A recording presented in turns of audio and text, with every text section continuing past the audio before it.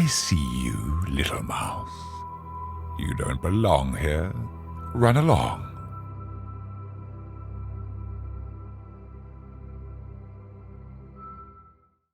Hey, how's it going, friends? Today is about boss killing, what I did yesterday, and how it turned out. If you're familiar with what I like to do a little bit each league, it is really one of my favorite things in Path of Exile, and that is killing those bosses, killing those conquerors, those guardians, all of that type of stuff. I just absolutely love that feeling of my character taking down some of those big boys and those, those scary eldritch monsters and all that. Funny enough, going into this league, everyone was talking about it being a bossing league. And unfortunately, the Searing Exarch and the Eater of Worlds were a little bit of a disappointment. Now, you still can get some good stuff from them. They are cool boss fights.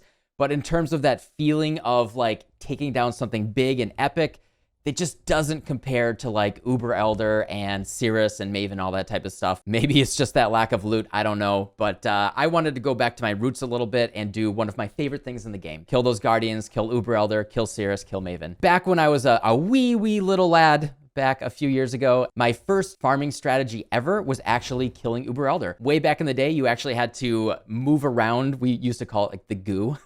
Move around the Shaper and Elder influence until you got it to the center of the Atlas. And then you would kill all of the Guardians, and then you could fight Shaper, Elder, and Uber Elder. In the past couple years, GGG has really streamlined that entire experience, and now we're just getting fragments and all of that. And especially we know the Atlas now, we appreciate the simplicity and the fact that we can kind of put together whatever strategy we want. But there was something really cool back in the day of like actually seeing the influence on the Atlas itself, and feeling like you're actually manipulating the worlds and that whole experience of like the interdimensional beings and all that. Kind of missing that experience. I wanted to at least like go back and recapture a little bit of that feeling. So what I did yesterday is I spent 4 hours. I took the passive points for the Guardians and the Conquerors, split my 4-hour time slot into 2 different sections.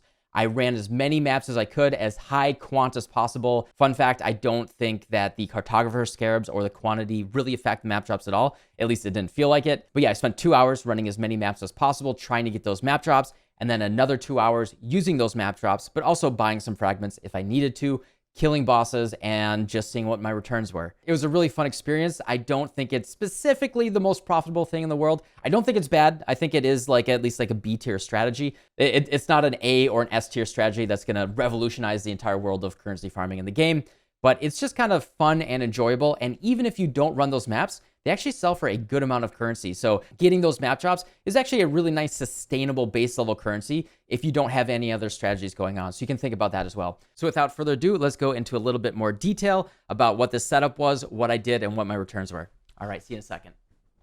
All right, a little easier for you guys to see here. What are these points? Guardian's Aid, plus 1% chance for a Shaper Guardian map, plus 1% chance for an Elder Guardian map, and then plus 2% for both here. With all of these points combined, you get 3% chance for Shaper and Guardian Elder maps from each map that you run. As far as I could tell, Cartographer Scarabs, increased quantity, all of that type of stuff did not help, did not affect the map drops.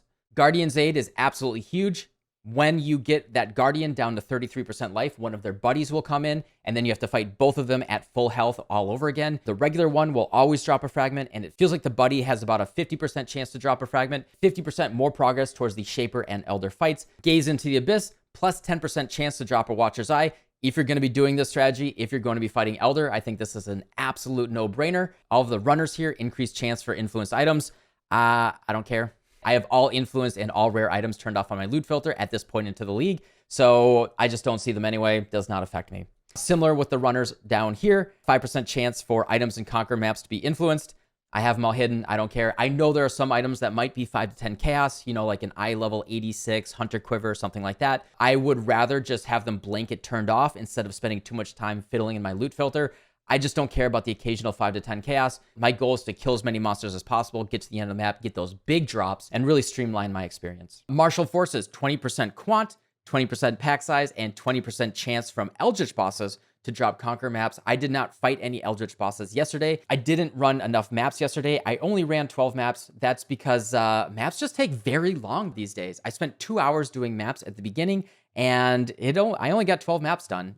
Between talking with Twitch chat, doing the sextants, Beyond, Abyss, Breach, all of that type of stuff, maps can easily take 5 to 10 minutes, like minimum, if you're doing all the content in it. And especially since the best drops that I got yesterday, minus the Watcher's Eyes, were just the good drops from the map, I think that that is kind of just what's to be expected these days. If you really want to min-max a strategy, I would probably do a map like Mesa and then just like constantly run to the constantly run to that boss and use like gilded cartographers to sustain your maps. But yeah, martial forces is really good. Just your map is just better. Conquered Conquerors, 25% increased chance to drop a Conqueror's Exalted Orb. Pretty awesome. Like if their base chance is like, I don't know, 10% right now, even bringing that up to 12.5% if you're going to be fighting a good amount of them is pretty good. Then map bosses, 25% increased chance to drop a Conqueror map. Now, remember, when you see that word increase, don't get too excited. 25% increase.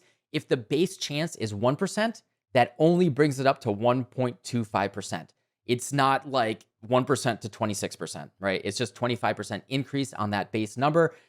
I got very, very few Conquer maps yesterday. Just be careful, don't get too excited about those numbers. It feels like that base chance is so low that like, we're not getting that many. And there's a reason why those maps are worth 30 chaos each right now. And then Cirrus has a 10% chance to drop an Awakened Support Gem. I believe he doesn't have any chance to drop it base right now. They removed him and moved him to Maven. So just getting that 10% chance, if you're going to be fighting Cirrus, I think is absolutely worth it. Yeah, you're learning to relax. So yeah, that's what we did. I did unspec out of Delirium to grab those points. I found Delirium just like, with simulacrums being down to like 50 to 55 chaos right now for a full simulacrum. And just Delirium making your map take twice as long to run, just be really annoying to run. And especially since we're sustaining maps so well, if I can run my map twice as quickly without Delirium, the extra bonus rewards from Delirium and all that, like unless you're going full 40+%, like really, really juicing, felt like more of a detriment than a help to like actually getting through the maps and the throughput and the number of monsters I was killing, honestly. So yeah, I undid Delirium and I undid Abyss because Abyss just makes my map, Abyss is really nice for juicing those Delirium rewards. But when you're actually just running through those maps, especially if the Abyss goes the wrong direction, just like, get me out of here, man. So Abyss is gone, Delirium's gone, and I grabbed these points. And I think even if you're just going to be selling the Conqueror and Guardian maps that you get, I think that this is just going to be better unless you're doing that perfect Delirium juice. So what we did yesterday is that we took a 4-hour chunk of time and I split it into 2 and I ran Strand. The reason I ran Strand is it's a straight line, it's easy to do, and it has 2 bosses. Now, as far as I could tell, you didn't get 2 chances for the Guardian and Conqueror maps from those bosses. So just a 1-boss map is probably just as good. But it does give me 2 chances for map currency drops and map drops as well. So just being able to get for 2 or even 3 bosses with City Square is really nice if you're trying to sustain other map currency items. So yeah, I ran Strand, I just chisel, elk, and go. I used a Gilded Cartographers, Polished Breach, and Rusted Harbinger, mostly because that's what I had. But also, like, I especially used the Gilded Cartographers because I wanted to see, like, does this affect the map drops? And my assumption is this did absolutely nothing for the returns of those map drops because I got so few. So it felt like it did nothing. My assumption is that it doesn't affect those Guardian and Conqueror map drops. And then this dump tab is the result of those 2 hours. As you can see, it's kind of just like average whatever drops, nothing absolutely crazy. But I do want to call out that this is pretty nice. I do want to call one specific thing out here, and that is the Harbingers. I keep on harping on the Harbies. They're good. They're really, really good. You can see that I got 5 full Ancient Orbs and almost 2 full Exalts. No raw Exalt drops, just almost 2 full Exalts and Exalted Shards. That's running Polished Harby, and in addition, I also did use Harbinger on the map device. The way that you can think about this is this adds 2 additional Harbingers. Honestly, the way that I think about it is I probably get like 2 Exalted Shards on average from this. An Exalted Shard right now is worth more than 6 Chaos alone, and you have to ask yourself, 2 more Harbingers, am I going to average at least 1 Exalted Shard? In my experience, the answer is yes there. So just getting even more of them, even more chance for those drops, and especially with that Atlas passive that says a shard can drop as a full currency, why not take that gamble? I think this is an absolute no-brainer if you're just trying to get some extra bonus currency on your maps. I really think that if you're not doing like a super perfect juice strategy, this might be the single best node on the map device right now for profitability. So yeah, 2 hours, 12 maps, almost 2 full Exalts, 5 Ancient Orbs, which Ancient Orbs in bulk right now are selling for 10 Chaos. Right? So that's another 50 Chaos. This is over a third of an Exalt right there. Bunch of garbage here.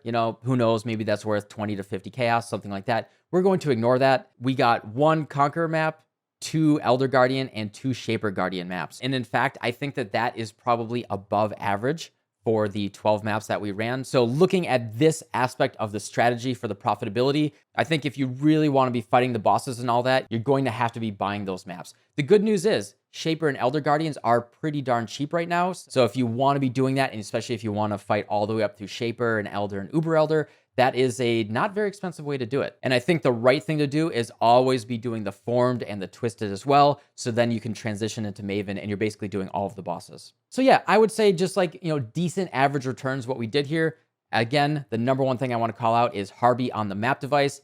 Absolutely awesome. Big fan of that. And then this is the second 2-hour chunk. What we did is we killed all of the Guardians twice each, and then we killed all of the Guardian Elder Slayers twice each as well. I had some maps left over in my stash tab already. You can subtract 30 chaos for each one of those, but if you want to fight Cirrus yourself, you can buy these for about 15 chaos each. So you're looking at about 60 chaos for a Cirrus attempt if you don't want to run those Conquer maps. Now, those Conquer maps selling for 30 chaos each, half the price if you just buy the fragments. And that's generally how it works. Like if you look at, if you look at the price of these fragments here, a Chimera map will be about 15 chaos and then 7 chaos to buy the fragment. The other fragments being absolutely dirt cheap is pretty interesting. Shows how much people just don't want to run Chimera. And honestly, the returns are a little bit, they're like, okay. The Conquer Exalted Orbs, I was actually really surprised at how common they were. I killed 8 Conquerors and I got 3 Exalted Orbs. If that is even close to accurate, I think that's pretty good for just guaranteeing some pretty decent returns there. Is that specifically like expected or anything like that? I would say unlikely. Definitely like the fact that I was able to get 3 out of 8 probably speaks to having that base quantity pushed up with that node there on the passive tree. And then I got 2 Watcher's Eyes. I got one from regular Elder and one from Uber Elder. These ones are pretty nice. So 1.2 exalts for the 2 passive and 4.5 exalts for the 3 passive. So that's just a really nice, 5.7 exalts on top of everything else we got. So, 5, 6, and then if we add all this up and like maybe 7 exalts from this, 7 exalts in 2 hours, honestly, oof, right? If you're doing just a regular juice mapping strategy where you have other things that you're doing, you're selling scarabs, you're selling essences, anything like that. And also pro tip, essences are on the rise. But yeah, the fact that I got really lucky with my drops, I got 3 Conqueror's Exalted Orbs, I got 2 Watcher's Eyes, and I got a Raw Exalted drop. That in 2 hours, actually pretty rough on the returns, right? The way that I generally think about it is an average strategy should be making at least 2 to 3 exalts an hour, and a good strategy should be making at least 4 to 5 exalts an hour. If you're doing something like selling Betrayal, Incursion, stuff like that, if I identify these Watcher's Eyes and I hit something really good, that is really good. But my current level of currency is enough that I'm not going to take that risk. I am going to sell those. Sorry, gamble fans. But we always do plenty of gambles on stream. But I need to get my currency up right now to keep pushing my build a little bit further. So I'm not going to be doing that at the moment. We'll farm some more up in the future, and we'll do those gambles a little bit later.